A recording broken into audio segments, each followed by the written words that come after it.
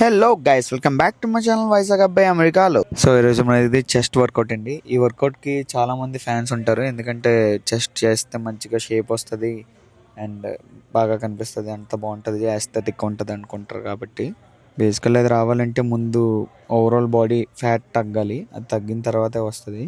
అది తగ్గాలంటే మీరు క్యాలరీ డెఫిసిట్లో ఉంటే కానీ అవ్వదు, స్పాట్ రిడక్షన్ అవ్వదు, తెలిసిందే. కాబట్టి సో నా వెయిట్ వచ్చేసి 72 ఉన్నానండి. ఆల్మోస్ట్ 78 డేస్ అవుతుంది నేను స్టార్ట్ చేసి.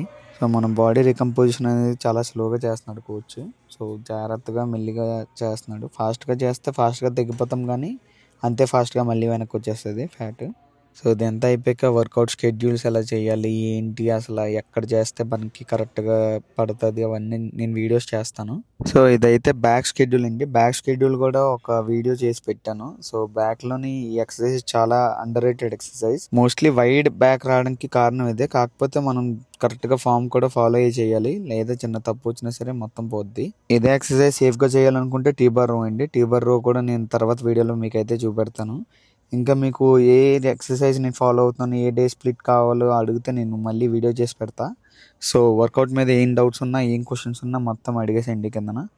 సో ఫిట్నెస్ని సీరియస్గా తీసుకోండి, లేకపోతే ఒకప్పటికి హెల్త్ మీదకి వచ్చిన తర్వాత సీరియస్గా తీసుకుందామంటే అప్పటికి ఛాన్స్ కూడా ఇవ్వదు బాడీ. మీ బాడీ మంచి కండిషన్లో ఉన్నప్పుడే అన్నీ స్టార్ట్ చేయాలి. సో చూసుకొని ఆలోచించండి.